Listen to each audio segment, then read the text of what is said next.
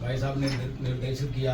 आज के इस मौके पर हमारे भारत रत्न लौह पुरुष सरदार वल्लभ भाई पटेल जी की 185वीं जयंती, मतलब 150वीं जयंती हम लोग बहुत ही हर्षोल्लास के साथ पूरे देश में मना रहे हैं।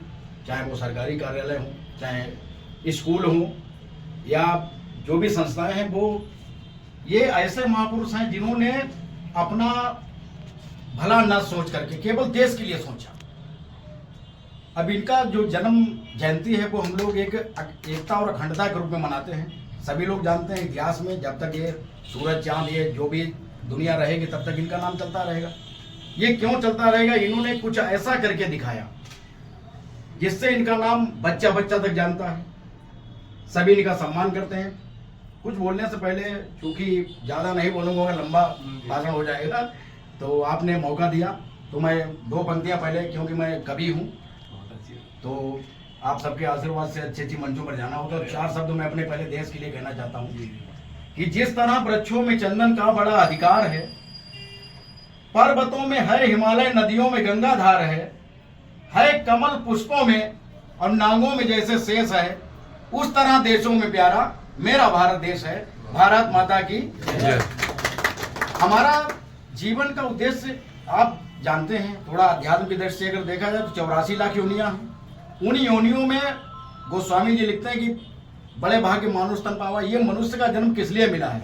लोगों की भलाई के लिए, लोगों के परमार्थ के लिए, कि हमसे कितना लोगों का भला हो सकता है, इसके लिए मनुष्य। और हम जो चाहें वो कर सकते हैं। यहाँ की परमात्मा को भी हम उससे मिल सकते हैं, उसको जमीन पर उतार सकते हैं। ये शक्ति केवल हमारे अंदर है, इंसान के अंदर है। बाकी इतनी योनियां हैं, बेचारी कुछ नहीं कर सकती, खाती पीती सो जाती और उन्हें कोई लेना देना नहीं। जैसा कि साहब ने बताया कि एकता, चाहे वो हमारा परिवार हो, जैसे ये ऑफिस में है, आप मुखिया हैं, तमाम लोग यहाँ पर काम करते हैं, तो एकता अगर नहीं है, एक चौपाई की तरफ आपका ध्यान आकर्षित करना चाहता हूँ कि जहां सुमति तहां संपत्ति नाना। सुमति क्या है? ये यूनिटी है, एकता। जिस परिवार में सुमति है, एकता है, वहां पर हम कुछ भी कर सकते हैं। दूसरा हमारा भेद नहीं ले सकता कि हमारे घर में क्या हो रहा है। एक पर कोई दिक्कत आती है, कोई समस्या आती है, तो अगर 10 लोग हैं तो 10 खड़े हैं, तो दुश्मन भी दहल जाता है कि अरे यार इनके साथ इनके मुंह नहीं लगना है, क्योंकि इनकी यूनिटी है। अब मालूम पड़ा यहाँ कार्यालय में 20 लोग काम कर रहे हैं, 20, ये एक परिवार है। अगर हम एक दूसरे से वैमनस्यता करेंगे, वो उनकी उल्टी किसी दूसरे को बताएंगे, आप दूसरे को किसी को बताएंगे, तो यहाँ की बातें जो गोपनीय है वो भी लीक होती रहेंगी। तो हर चीज, चाहे वो परिवार हो, चाहे देश हो, चाहे हमारा ऑफिस हो, चाहे हमारा घर हो, हमें यूनिटी तो बना के ही रखनी है।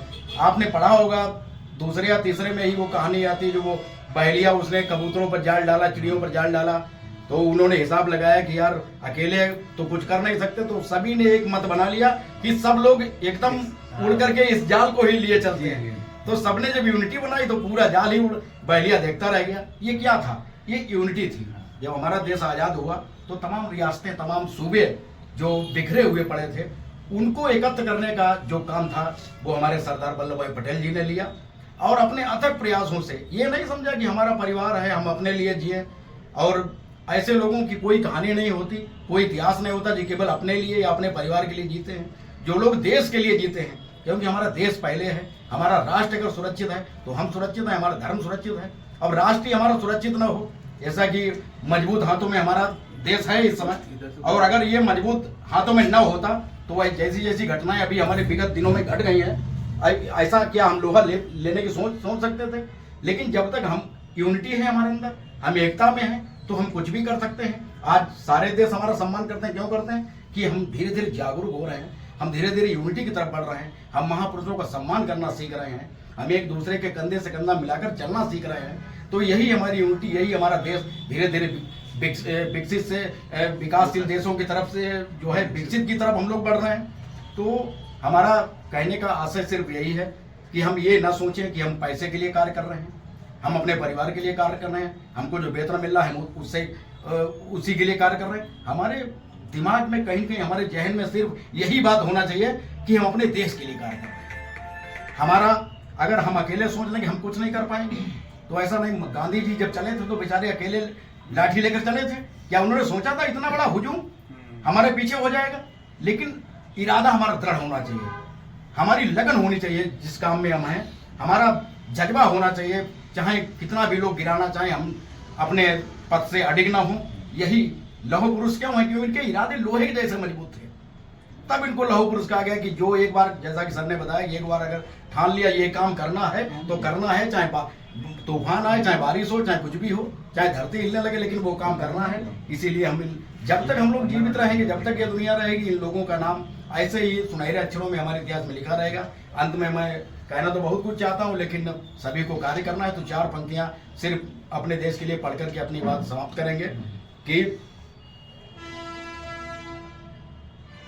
एक रंग हो बसंती ना दुरंगा चाहिए, एक रंग हो बसंती ना दुरंगा चाहिए, चारों तरफ वो शांति न दंगा चाहिए, और त्योहार मजहब भले हमारे अलग अलग हों, त्योहार मजहब भले हमारे अलग अलग हों, लेकिन हर घर पे लहराता एक तिरंगा चाहिए, हर घर पे लहराता एक तिरंगा चाहिए। भारत माता की जय।